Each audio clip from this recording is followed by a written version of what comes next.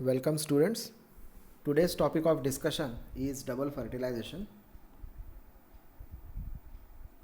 We have to understand how double fertilization takes place in case of angiospermic plants, as well as we have to learn how zygote is formed.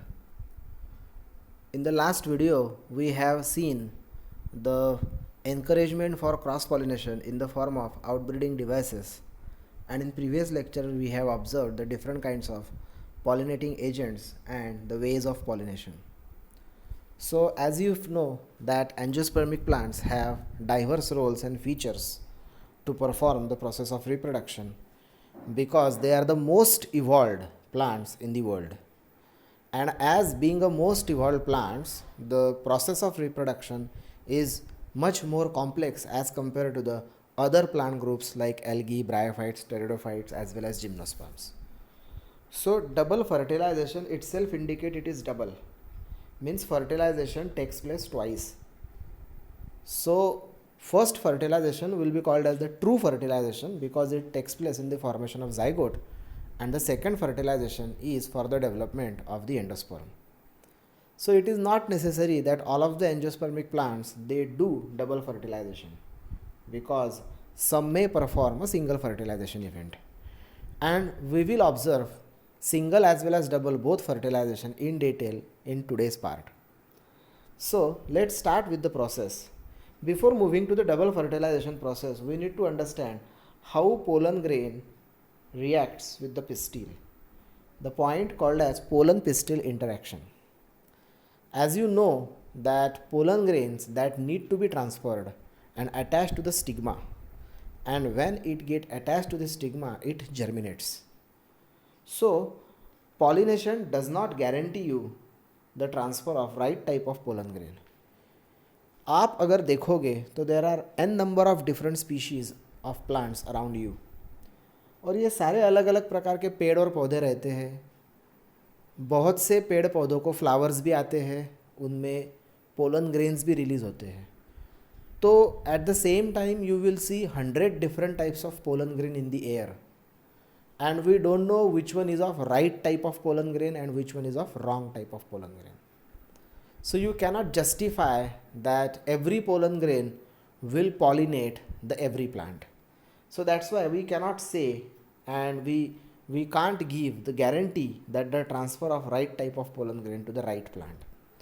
अगर mango की बात करते हैं तो mango में जितना भी इन्फ्लोरेसेंस डेवलप होता है, जितने भी फ्लावर्स डेवलप होते हैं, उन फ्लावर्स में मैंगो के ही पोलन ग्रेन पॉलिनेशन कर सकते हैं. मैंगो के किसी भी वैरायटी के पोलन ग्रेन पॉलिनेट कर सकते हैं.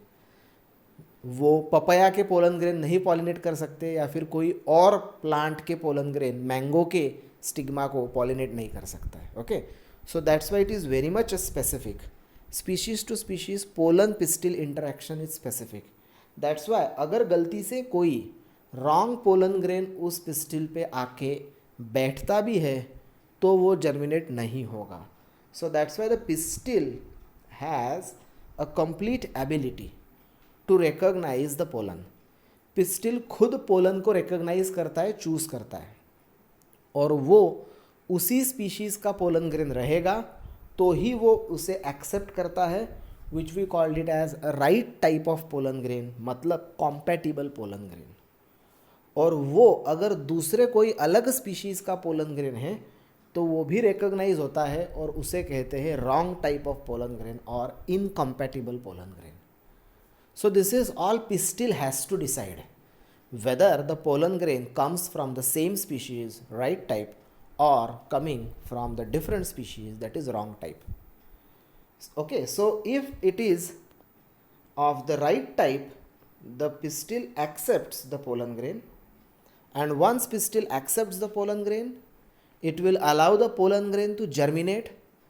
After germination of pollen grain, the pollen tube will arise from the germ pore, and it will move down from style to the ovule for the process of fertilization. So that's why if it is of right type of pollen grain, the pistil accepts the pollen grain and promotes post pollination events that leads to the process of fertilization. And if the pollen is of wrong type, अगर वो pollen wrong type है मतलब it is not of the same species, तो उस समय the pistil rejects the pollen by preventing pollen germination on the stigma और the pollen tube growth. Okay, so two events will occur. Say for mango के flower के pistil पे papaya का pollen grain आके बैठ गया तो क्या होगा? सो do that pollen grain will germinate on mango pistil? No, never. Why? Because pistil has that ability to recognize it. Pistil has certain proteins and enzymes present in it that will recognize whether this pollen grain is of mango or some other plant. अभी मैंने आपको कहा कि papaya का pollen grain mango के pistil पे बैठ गया, तो दो पॉसिबिलिटीज़ हो सकती है. पॉसिबिलिटी नंबर 1, या तो वो जो पोलन ग्रेन है वो पोलन ग्रेन जर्मिनेट ही नहीं होगा.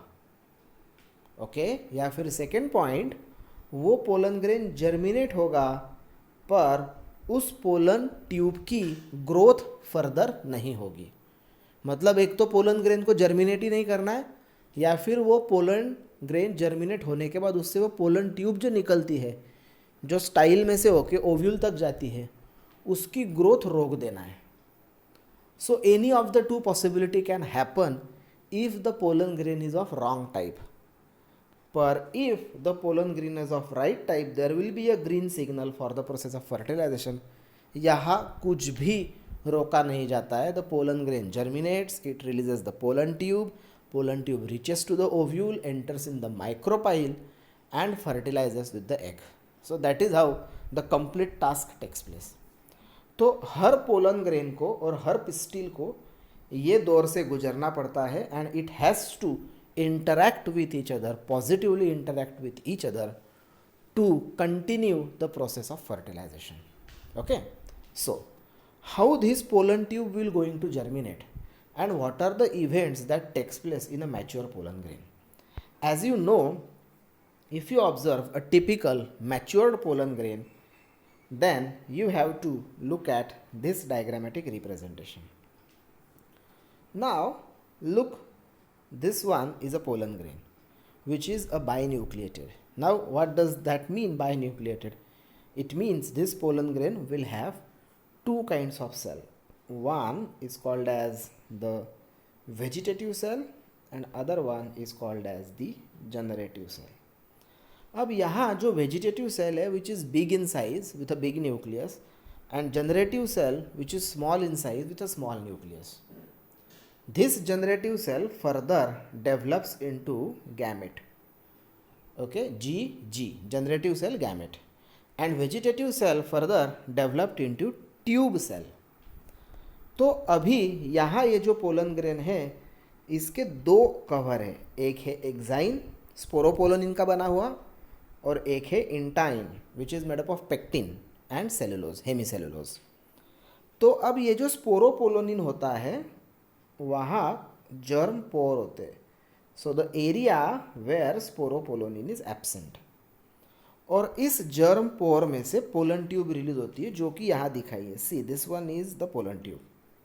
ये जो लॉन्ग है ये पोलन ट्यूब है. अभी हो क्या रहा है, this whole cell is called as the tube cell, okay, और vegetative cell.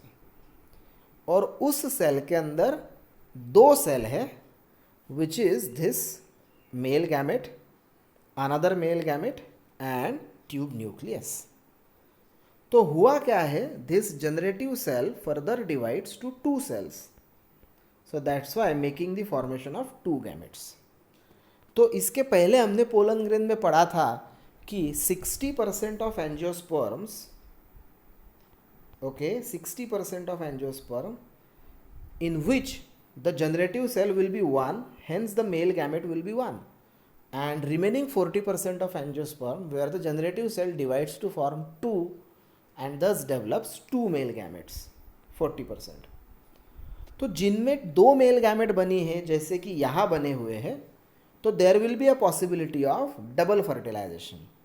और जिनमें सिर्फ एक ही मेल गैमेट है then there will be a possibility of single fertilisation. तो ये बात यहाँ समझना जरूरी है. तो पोलन ग्रेन में कितने मेल गैमेट है, उस हिसाब से फर्टिलाइजेशन का इवेंट डिसाइड होता है। अगर एक ही मेल गैमेट है तो जाइगोट बनेगा, एंडोस्पर्म नहीं बनेगा। पर अगर दो मेल गैमेट है तो जाइगोट बनेगा और उसके साथ एंडोस्पर्म भी बनेगा, and the event is called as double fertilisation, and we have to understand that. ये जो डबल फर्टिलाइजेशन फिनोमेना ने सबसे पहले ढूंढा था और यूज़ किया था Nawaschin, okay, in plant Lilium and Fritillaria. ये दो प्लांट्स पे नेवेशिन इसने डबल फर्टिलाइजेशन का इवेंट चेक किया था।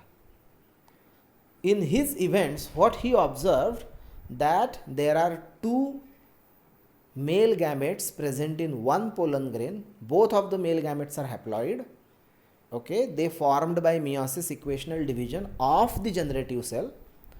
Or first male gamete fuses with an egg to form diploid zygote, and second male gamete fuses with two polar nuclei to form triploid endosperm. ओके और उसी तरीके से फिर double fertilisation event was successful. तो ऐसा नेवेशिन ने ढूंढा था, and then later on lots of studies have been developed in the process of double fertilisation, and there will be a pictorial view that develops to explain the process of double fertilisation. Now we will read the process first and then we will try to understand the process of double fertilization. First of all, you need to consider कि ये जो pollen grain है और उससे germinate होने वाली pollen tube, वो किसी भी तरीके से स्टाइल में से होके ओवरी में जाती है और ओवरी में ओव्यूल में अंदर घुसती है. तो ओव्यूल में जाने के लिए one of the best way is to go through micropylar end. Okay, but there are certain exceptions और उन सब प्रोसेसेस को हमें समझना है. Now look at the diagrammatic representation. There are three diagrams, diagram A, diagram B and C. Okay, A is called as porogamy, B is chalazogamy and C is mesogamy. तीनों में A is the most common. All of them shown over here are the anatropous ovule. सारे के सारे anatropous ovule है जो कि आपको दिख रहे हैं, उसके सारे पार्ट्स आपको दिख रहे हैं. We have already seen the process of megasporogenesis as well as microsporogenesis. तो इसमें हमें ये तो पता है कि पोलन ट्यूब जो है वो माइक्रोपाइल की तरफ से अंदर जाती है, जैसे यहाँ दिखाया है. और इस इवेंट को हम पोरोगैमी कहते हैं, मतलब where pollen tube enters from the micropylar end of ovule, and it is the most common process. मतलब generally most of the angiospermic plants में आपको एनाट्रोपस ओव्यूल मिलेगा और most of the angiospermic plants में पोलन ट्यूब जो है वो micropyle की तरफ अंदर घुसेगी, माइक्रोपाइल से होते हुए अंदर जाएगी. बट कुछ एंजियोस्पर्मिक प्लांट्स में आपको चैलाजोगैमी भी मिलेगी, मतलब pollen tube enters from chalaza. देखो अभी now this one is the pollen tube that is entering from the chalazal part. तो ये चैलाजा की तरफ से गई है, ये वाली जो थी ये माइक्रोपाइल की तरफ से गई थी. और मीजोगैमी का मतलब होता है it is from the integuments by piercing it, मतलब इंटीग्यूमेंट्स को होल बना के वो अंदर घुसती है. एक तो इस साइड से या फिर इस साइड से, दोनों साइड में से किसी भी साइड से जाएगी, पर इंटीग्यूमेंट को उसे होल बना के जाना है, पियर्स करना है, pierce. Okay, to penetrate the integuments and then will enter into the ovule. तो ओव्यूल में पोलन ट्यूब जाने के तीन रास्ते हैं. पहला रास्ता मोस्ट कॉमन रास्ता है which is called as the porogamy, और बचे दो रास्ते जो है वो अनकॉमन रास्ते हैं. One is via chalaza, chalazogamy, and other one is via integuments that is mesogamy. Okay, तो तीनों तरीके से पोलन ट्यूब अंदर जा सकती है, बट जैसा मैंने कहा मोस्ट कॉमन इज़ अ पोरोगैमी. और ये जो नॉन मोटाइल मेल गैमेट होता है जो कि पोलन ट्यूब में एंट्री करता है, जैसे ये मेल गैमेट्स है, both of the male gametes are non motiles. ये दोनों को मोटिलिटी नहीं है. इनको लेके कौन जा रहा है? इनको लेके जा रही पोलन ट्यूब. पोलन ट्यूब वहाँ से कैसे आई? वहाँ पोलन ट्यूब आई पोलन ग्रेन की वजह से. पोलन ग्रेन कहाँ था? पोलन ग्रेन स्टिग्मा पे था, इसीलिए उसने वो पोलन ट्यूब स्टाइल में छोड़ दी. अभी पोलन ग्रेन स्टिग्मा पे कैसे आया? पोलन ग्रेन स्टिग्मा पे आया वेरियस काइंड्स ऑफ बायोटिक और एबायोटिक पॉलिनेटिंग एजेंट्स। एक तो वो विंड से आया हुआ है, या फिर वाटर से है, या फिर कोई इंसेक्ट उसे लेके आया है, बैट लेके आई है, या फिर बर्ड लेके आया है, या फिर आपने खुद जाके छोड़ा है by your hand, which is called as artificial hybridization. Okay, so ultimately finally pollen grain has to reach to the stigma and then the whole process will automatically takes place. इसका मतलब ये नहीं है कि मेल गैमेट मोटा ही ले, male gamete भी non मोटा ही ले, फीमेल गैमेट भी नॉन मोटा ही ले, पर मेल गैमेट को फीमेल गैमेट की तरफ लाया जाता है और वो लाने के प्रोसेस हम समझ रहे हैं। तो इस तरीके से ये पोलन ट्यूब जो है वो स्टाइल में अंदर जाएगी और स्टाइल में अंदर वो इन तीनों टाइप में से कैसे भी जा सकती है। एक बार अंदर गई कि वो नॉन मोटाइल मेल गैमेट जो कि हॉलो ट्यूब में से कैरी किए जाएंगे फीमेल एग की तरफ, उस कैरिंग प्रोसेस को हम कहते हैं siphonogamy. So siphonogamy is the process in which the non motile male gamete they are carried through a hollow pollen tube. So siphonogamy की जर्नी कहाँ से होगी? पोलन ग्रेन स्टिग्मा पे बैठ गया, वो जर्मिनेट हो गया, उसने पोलन ट्यूब रिलीज़ की, वो पोलन ट्यूब में मेल गैमेट आए और वो पोलन ट्यूब एक तो पोरो, चैलाजो या फिर मीजोगैमी से होके एग की तरफ गए। ये पूरी जर्नी को हम कहेंगे साइफोनोगैमी। ओके, और अगर वो माइक्रोपाइल की तरफ से गए तो this kind of siphonogamy is called as porogamy. अगर वो चैलाजा की तरफ से गए तो this kind of siphonogamy is called as chalazogamy. और अगर इंटीग्यूमेंट्स को पियर्स करके अंदर गए तो this process is called as mesogamy. So that is very simple process of which very common is the पोरोगैमी।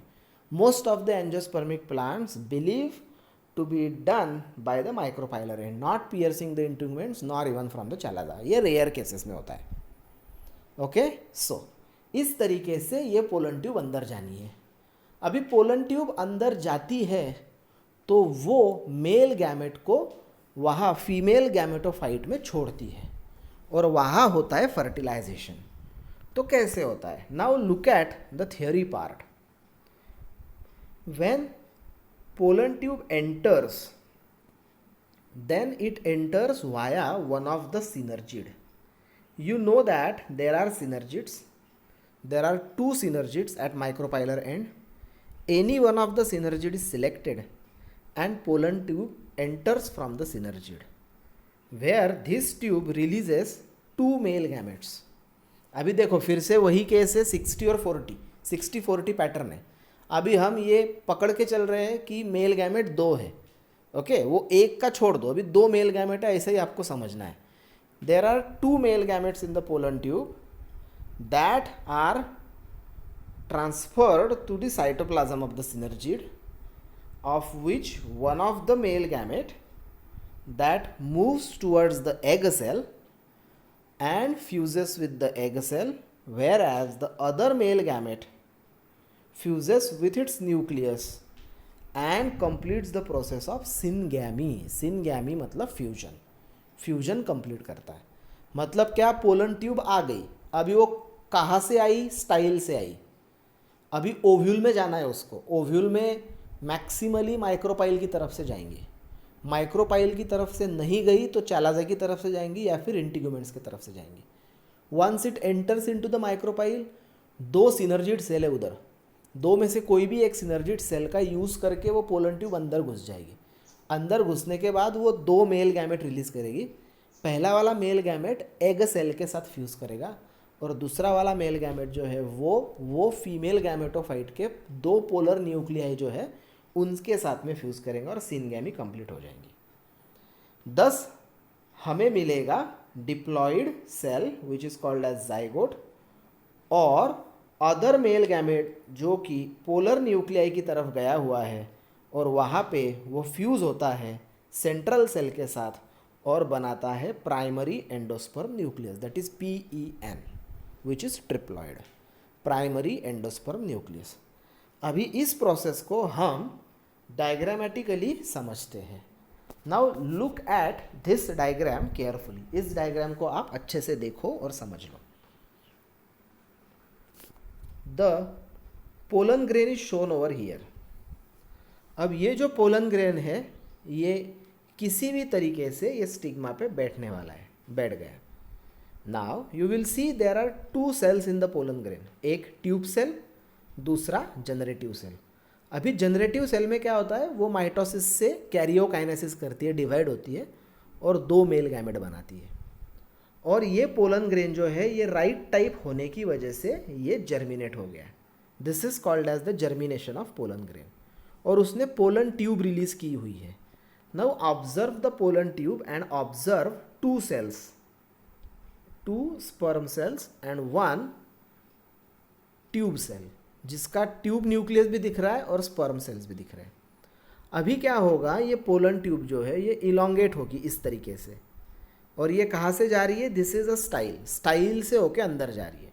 अभी अंदर जाने के बाद वो इस तरीके से पूरा ऐसा गोल घूम के माइक्रोपाइल की तरफ से जाएगी। अभी ये वाला इवेंट देखो। Now this part has been shown in zoom over here. Now look at here, ये पोलन ट्यूब थी जिसकी हम बात कर रहे थे, उसमें ये 2 न्यूक्लियस है। अभी उसमें से एक जो स्पर्म सेल है वो ये एग के साथ फ्यूज़ हुआ, और दूसरा जो है वो है पोलर न्यूक्लियाई के साथ में फ्यूज़ हुआ। आप ये एरो देख रहे हो, you can observe the arrow in this diagram. One is going to fuse with the egg cell and other one is going to fuse with this polar nuclei. अभी एग सेल हैप्लॉइड है और polar nuclei 2 होने की वजह से दोनों haploid, मतलब वो डिप्लॉइड है। तो there will be 1 polar nuclei, then there will be another polar nuclei, then there will be 1 male gamete, n plus n plus n. So that becomes 3n, which is the endosperm, triploid endosperm. And here polar nuclei, यहाँ तो polar nuclei है और ये triploid endosperm बन गया, पर यहाँ egg cell which is haploid and male gamete which is haploid to form the zygote which is diploid. और इस प्रोसेस को हम डबल फर्टिलाइजेशन कहते हैं। Okay, got the point. इसका मतलब 2 मेल गैमेट अगर पोलन ट्यूब में है तो पहला मेल गैमेट एग के साथ फ्यूज़ करेगा और बनाएगा जाइगोट, और दूसरा मेल गैमेट पोलर न्यूक्लियाई के साथ फ्यूज़ करेगा और बनाएगा endosperm which is triploid. Then what if pollen tube will have only 1 male gamete, तब क्या होगा? तब क्या होगा? तब एंडोस्पर्म नहीं बनेगा, सिर्फ जाइगोट बनेगा। मतलब वो मेल गैमेट जो है वो एग के साथ फ्यूज़ करके ये जाइगोट बना डालेगा, ये चीज़ नहीं होगी। So this is how the double fertilisation event takes place and can be easily understood through this diagrammatic representation. Okay, you can even observe such kind of diagrams in your textbooks, and if you don't have, let me know. I will provide you the PDF file for this so that each of the part you can easily observe by making it zoom. Video में ज़्यादा zoom तो नहीं होगा पर PDF में हो जाएगा, तो उसमें आपको ये सारी चीज़ें समझ में आ जाएगी। And if you don't understand please let me know, I will explain it again. Okay, so now you can got the point over here. 2 बार फ्यूजन हो गया। कहाँ? First male gamete fuses with the egg, ये हो गया पहला फ्यूजन, and second male gamete fuses with polar nuclei, ये हो गया दूसरा फ्यूजन। ओके, तो as this involves the fusion of 3 haploid nuclei, तो it is called as triple fusion. Okay, fusion 2 polar nuclei के साथ में एक हैप्लॉइड स्पर्म सेल, ये हो गया ट्रिपल फ्यूजन। और एक बार ट्रिपल फ्यूजन हुआ और एक बार एम्ब्रियो के साथ में फ्यूजन हो गया, वो हो गया डबल फर्टिलाइजेशन। ओके, फिर से इसे समझते हैं। Now look at this process. 2 polar nuclei and एक स्पर्म सेल, तो ये हो गया ट्रिपल फ्यूजन। ओके, तो ये फर्स्ट फ्यूजन हुआ which is called as triple, क्योंकि इसमें 3n है, और ये सेकेंड हुआ जिसमें 2n है, और ये दोनों मिला के हम इसे कहते हैं double fertilization. So the event is called as triple fusion and the phenomenon is called as double fertilization, which is easy. So the central cell जो कि ट्रिप्लॉइड बनी हुई है, okay, that central cell forms a primary endosperm cell PEC and develops into endosperm while the zygote develops into embryo and embryo develops into seed. तो seed के अंदर आपको endosperm मिलेगा which will be triploid, और seed के अंदर आपको embryo मिलेगा which will be diploid. तो एंडोस्पर्म सीड में बनता क्यों है? तो एंडोस्पर्म सीड में बनता है ताकि एम्ब्रियो को न्यूट्रिशन मिल सके, और कई बार ये जो न्यूट्रिशन होता है ये न्यूट्रिशन यूज़ किया जाता है. As you will observe over here, if the endosperm is used in the seed, then that seed is called as non-endospermic seed. Non-endospermic. And if the endosperm is remain in the seed, then that seed is called as the endospermic seed. Okay. इसी को endospermic को ही हम albuminous seed भी बोलते हैं, और non endospermic seed को x albuminous seed भी कहते हैं. Now, this diagram is from your NCERT textbook, and it is the same part where right type of pollen grain is selected and it will allow to release the pollen tube through the micropylar end and ready to fuse with the egg cell. Rest of them are the wrong type, that's why they are not allowed to enter through the micropylar end. And this is how the double fertilization takes place. So you must make a clear conclusion out of this double fertilization, that double fertilization is a phenomenon where 2 times fertilization takes place. The first one is true because it forms the zygote, and second one, it forms the triploid endosperm. Okay, so this is how the event is called as double fertilization, and it is one of the important process of angiosperm. Now, why it is important and what are the significance of double fertilization? So let's have a look towards the significance of double fertilization. Here you will see double fertilization is a unique feature of angiospermic plants. Angiospermic plants का ये unique feature है, मतलब हर angiospermic plants में ये double fertilisation होता है. यहाँ मैंने कहा हुआ है unique feature. It means it is applied to those in which 2 male gametes are produced. Okay, it is not applied to those where 1 male gamete is produced in the pollen grain. Okay, so that is very much important term, needs to be understand that it is a unique feature of angiosperms, and it ensures that the parent plant invests a seed with a food store only if the egg is fertilized. Okay, food store in the form of endosperm. So this is the first point. Point number 2, the diploid zygote develops into an embryo which consequently develops into a new plant. Now the diploid zygote जो कि बना हुआ है वो embryo बनाएगा, और embryo further seed बनाएगा, और सीड फर्दर नया प्लांट बनाएगी. सो that is one of the important point of significance. Then the third significance, not to be forgotten, that triploid pen, which is called as primary endosperm nucleus, develops into nutritive endosperm tissue. Now the nutritive endosperm tissue, क्योंकि this endosperm provides nutrition to the seed. Seed को nutrition देने का काम endosperm करता है. Do you know the example of endosperm? Simply you can have a coconut. You all know the coconut. You can have a coconut milk, और you can have a coconut kernel. जो हम white colour का खाते हैं that is kernel of coconut, और जो पानी पीते हैं that is coconut milk, and that is nothing but the endosperm, and it is much more nutritive in nature. अभी वो न्यूट्रिशन हर सीड में होता है, पर अभी मैंने कोकोनट का एग्जांपल लिया because coconut is rich in endosperm. Rest of the other seeds they do have endosperm, but it is very smaller quantity. It is present in very small quantity. But whatever, endosperm finally provides nutrition, not to us but to the seed. Okay, if we eat it, we will also get the nutrition from the endosperm.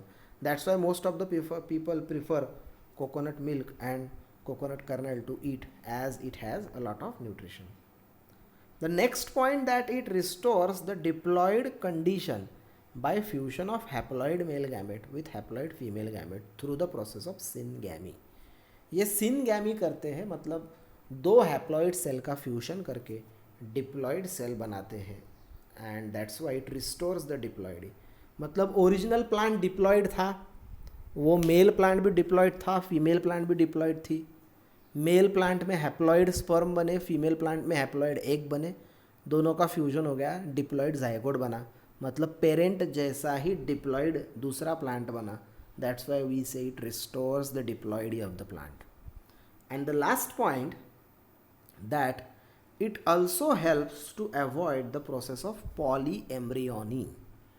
Polyembryony इससे नहीं होती है. What does this that mean? Polyembryony मतलब more than one embryo in a seed. ऐसा होता है कुछ कुछ प्लांट्स में एक से ज़्यादा एम्ब्रियो बन जाते हैं due to the process of cell division. और ये एम्ब्रियो अलग अलग बिहेव करते हैं, अलग अलग प्लिम्यूल रेडिकल बनाते हैं. मतलब एक सीड से 2, 4, 5, 6 प्लांट बनते हैं due to the process called as polyembryony, जो कि हमें सिट्रस प्लांट में ज़्यादा मिलती है. मतलब जितने भी नींबू वाले प्लांट है, मतलब नींबू, संतरा, ओके, मौसम्बी, ये जितने भी प्लांट है इनके सीड्स में आपको पॉलीएम्ब्रियोनी ज़्यादा मिलेगी. Sometimes it is also seen in mango plant also.